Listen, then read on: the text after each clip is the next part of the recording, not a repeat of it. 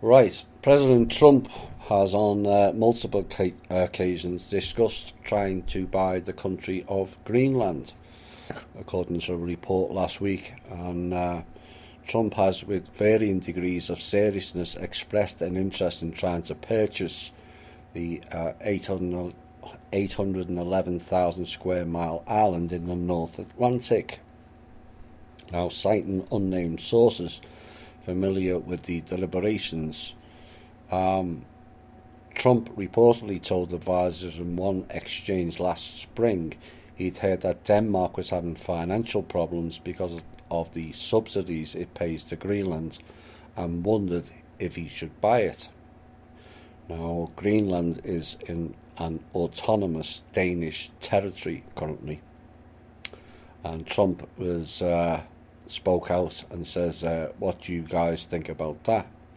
Do you think it would work? Yeah, and whilst it's unclear what the price tag for the country would be or whether Denmark would consider selling it, they won't. The United States has previously tried to buy the strategically, which is the key word, located country which has a population of just over 50,000. And President Harry S. Truman offered to purchase it for $100 million back in 1946, but Denmark declined the offer. And also added that the US had also looked into acquiring the country back in 1867. We'll have more on Greenland later. The US Environmental Protection Agency has withdrawn support for so-called cyanide bombs, dear me, which are used to kill predators of livestock. The use of the deadly devices known as M44s began in the 1960s and was reauthorized by the agency in June, sparking a new backlash. Now, M44s have been known to harm humans and kill endangered wild species that are not considered pests to ranchers. And they work by drawing animals with bait and then spraying the poison into their mouths, according to the EPA Administrator Andrew Wheeler. And he said the issue warrants further analysis and additional discussions in order to ensure US livestock remain well protected from dangerous predators while simultaneously minimising off-target impacts on both humans and non-predatory animals. Now, these bombs are meant to kill coyotes, foxes and other animals that prey on livestock, but the EPA has acknowledged it had also killed hundreds of unintended targets. Unbelievable.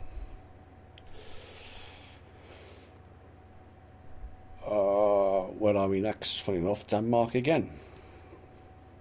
Don't often mention that country, and twice in the same week. Now, the article said for Americans accustomed to paying 4 or 5% mortgage rates, let alone the double-digit figures consumers endured in the early 1980s, there's a new loan in Denmark's Jyske Bank, spelled Jyske, might seem absolutely inconceivable. The Danish lender last week started offering home buyers 10-year mortgages at an interest rate of negative 0.5%. That means borrowers over a decade will pay back a little less than the amount borrowed, not including one-time fees. Now, this highly unusual condition may be good for Danish home buyers, but economists say it's an alarming sign for the global economy. We will hear more on that later.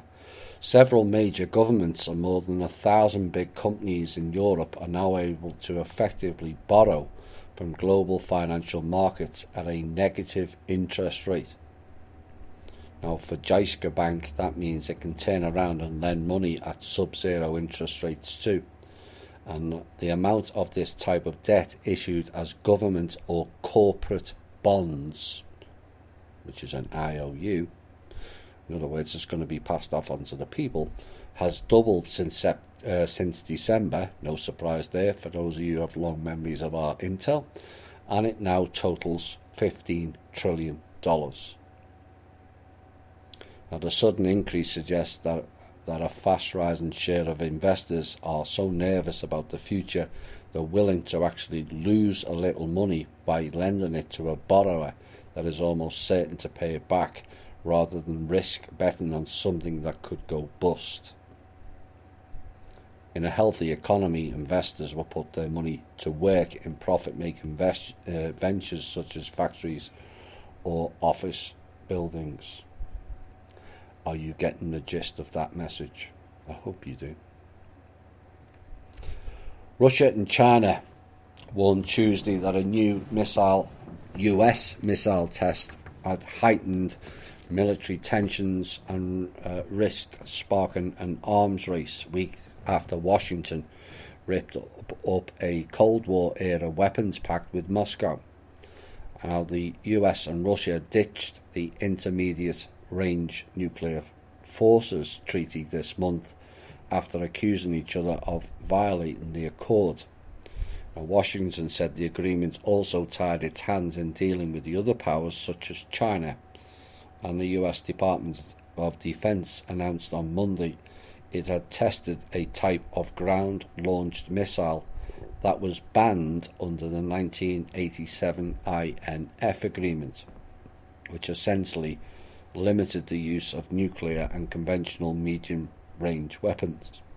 Now, the US has obviously taken a course towards escalation of military tensions, and we won't react to provocations, according to Russia's Deputy Foreign Minister Sergei Ryabkov. And he also stated we will not allow ourselves to get drawn into a costly arms race. Final piece of news before Q&A. President Trump on Tuesday signed a presidential memorandum outlining new procedures to launch nuclear power systems into outer space. Trump directed the Department of Transportation to issue public guidelines within a year for commercial companies seeking a license to launch spacecraft with nuclear systems.